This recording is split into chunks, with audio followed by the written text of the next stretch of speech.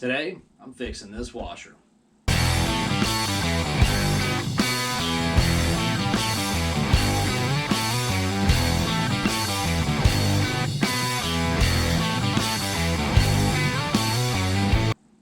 So I'm working on this Samsung top load washing machine. I'll put the model on number in the video description.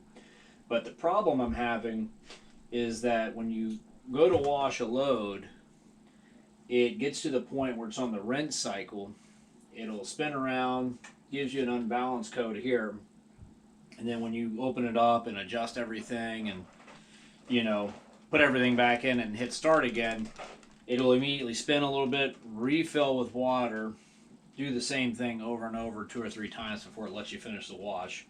It did kind of start doing that probably, I don't know, a few months ago. It's kind of throwing that unbalanced code, but right now it's just, excuse me, literally doing it on every single load that you put in it, which is a real hassle. So the repair, there's these four like spring things on each side, and those are attached to some type of sensor, and that's what's throwing it off balance. Apparently, online, that's one of the things that says is a big problem with these. Probably the number one repair thing is people coming out because they're getting that unbalance code. I'm not calling a repairman. I ordered my stuff off Amazon, and from what I understand, is these updated parts are also an upgrade to the existing ones, so they should last quite a bit longer once it's fixed. But I'm gonna go ahead, get this thing unhooked, unplugged, all the water unhooked from it, pull it out, and we'll get to work.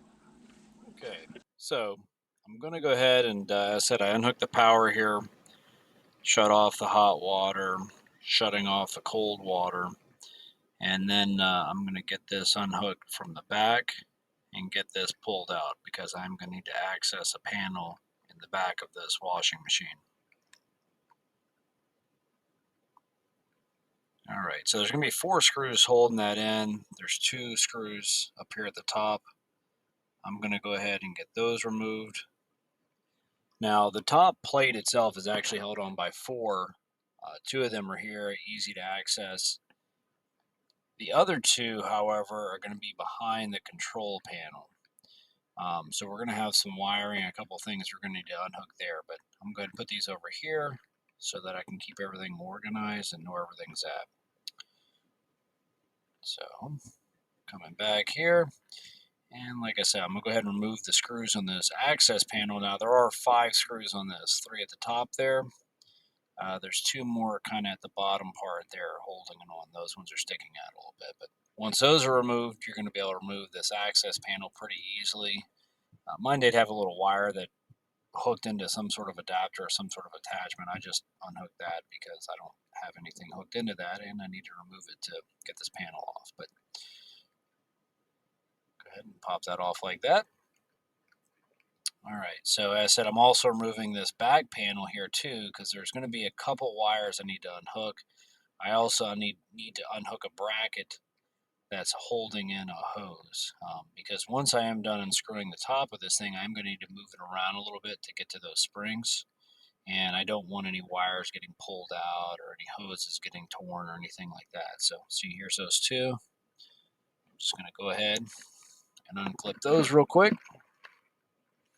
All right, and I tried getting a view here with the GoPro on my head. It was kind of hard to see from the angle I was at there, but there's one little screw there, and that hose clamp bracket or whatever is unhooked. There's the other 2 screws for the top piece. Now there's also a couple wires here that are grounded out. Now with these ones, I'm just unscrewing it, removing the wire, and then screwing the screw right back into the hole, so I know exactly where it came from here. So there's one on that left-hand side, and there's 2 here on the right-hand side. So as I said, I just removed that screw, move the wire out the way, and I'm just putting the screw right back in the hole. That way I don't have to worry about organizing the screw and knowing where it went and all of that.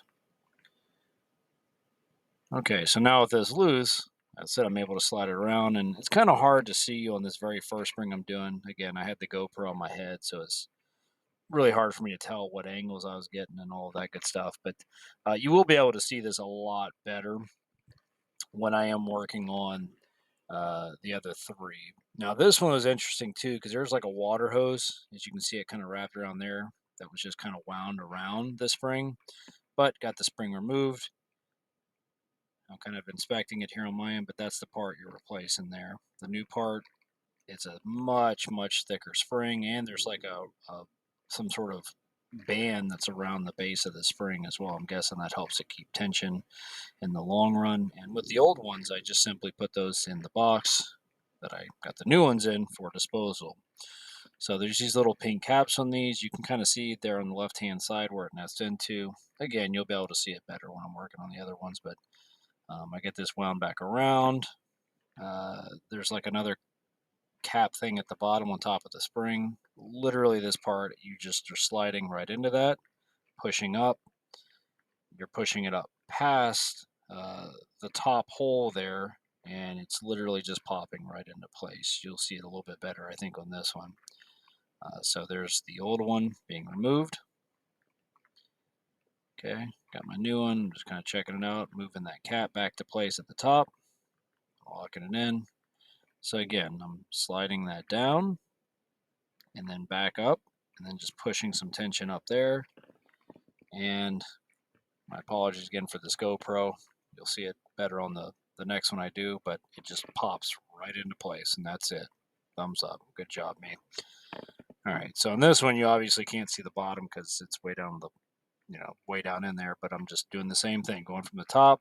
I can feel it lock in. I'm pulling it up and literally just pulling this pink cap, top piece, whatever you want to call it, pulling that right back up and literally just popping it right into that bracket, just like that. And here goes the fourth one. Same thing, pulling it up, locking it in place, and it's popping right in, smooth like butter, baby. All right, so now I'm just moving this back in position, reconnecting the wires.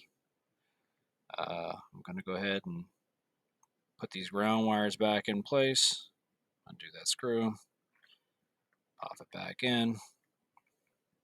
Same thing here.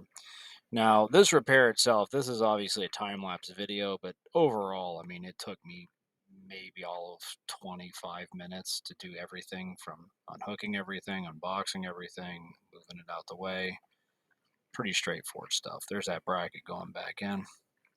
All right, there's my two screws holding in the lid. But yeah, this is a pretty easy job. Now, I do know I put this in the description, but I'm not a professional repairman, so if you do decide to repair this on your own, you're doing so at your own risk. Again, 5 screws back into this control panel bracket or backing. Locking that in. And there goes the 5th one.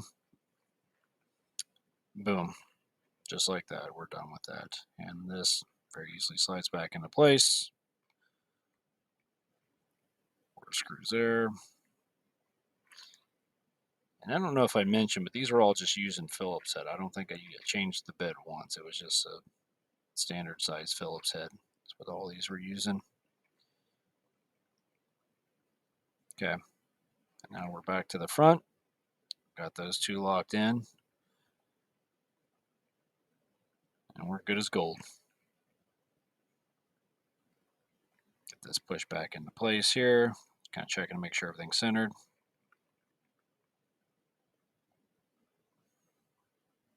And aside from that, like I said, I'm going to be pushing it back into place.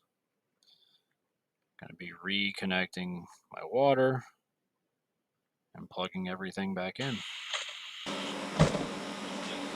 All right, so all done. I'm about to put a load in here, test this out.